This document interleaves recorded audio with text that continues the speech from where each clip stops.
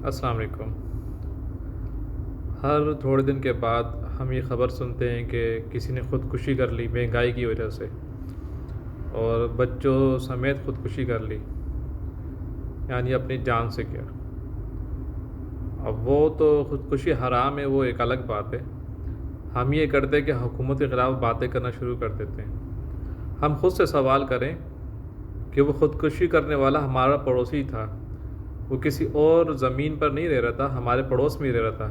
جس بندے نے خودکشی کی وہ بھی کسی کے پڑوس میں ہی تھا۔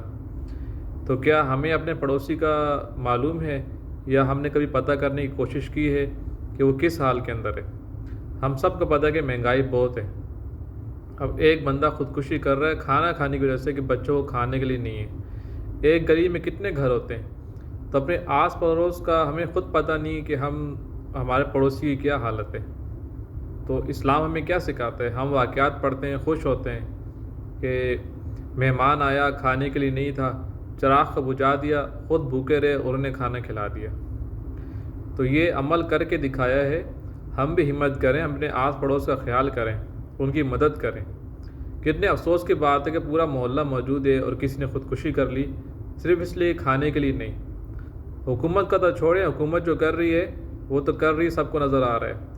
ہم خود سے سوال کریں کہ ہم کیا کر رہے ہیں؟ مہنگائی ہے، بہت مہنگائی ہے، مگر یہ مہنگائی اس وقت کہاں چلی جاتی ہے جب ہم اپنے بچوں کی سالگرہ کرتے ہیں اور ہزاروں لاکھوں لگا دیتے ہیں؟ اس وقت کہاں چلی جاتی ہے جب ہم شادیاں کرتے ہیں اور جو نہ کرنے والے کام ہیں ساری رسمیں ہم کرتے ہیں؟ اس وقت مہنگائی کہاں چلی جاتی ہے؟ ابھی 14 اگست آئے گا، جشن آزادی ہے، منائیں، اچھی بات ہے۔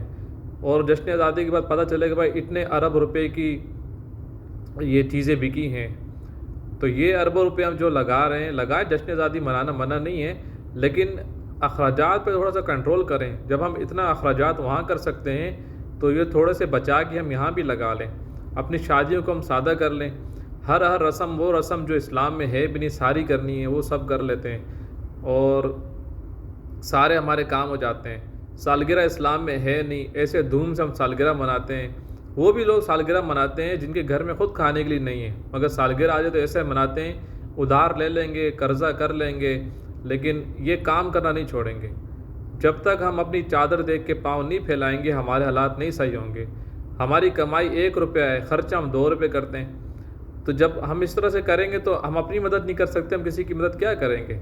تو اپنے آس پڑوس میں ہم دیکھیں، اپنے پڑوسی، کم سے کم ہر بندہ اپنے پڑوسی کا پوچھے، تو ایسے معاملات نہیں ہوں گے۔ ہم صرف حکومت پہ لے کے بیٹھ جائیں گے، حکومت یہ حکومت ذمہ دار ہے، حکومت ذمہ دار ہے، تو ہم کس چیز کے ذمہ دار ہیں؟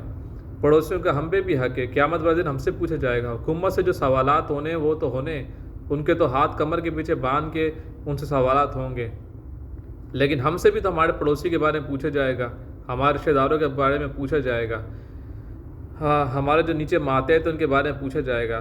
تو ہم خود کو ٹھیک کر لیں، دوسروں کو ٹھیک کرنے کے بجائے ہم خود کو ٹھیک کر لیں۔ حکومت ٹھیک ہوگی یا نہیں ہوگی، وہ بدلے گی نہیں بدلے گی، وہ تو چل رہا ہے، لیکن ہم خود کو ٹھیک کر لیں۔ ہمارے پڑوسی کس حال میں ہیں، لوگ خودکشی کر رہے ہیں، کیوں خودکشی کر رہے ہیں؟ اس کی وجہ کیا ہے؟ بھائی کھانے کے لیے نہیں تھا۔ تو کیا ہم میں اتنا نہیں کہ ہم اپنے ایک پڑوسی کو کھانا دے دیں، یہ دوسرا پڑوسی کو؟ ہمیں پتہ ہی نہیں کہ ہمارا پڑوسی کس حال میں، ہم نے کہیں پوچھنے کی کوشش ہی نہیں کی۔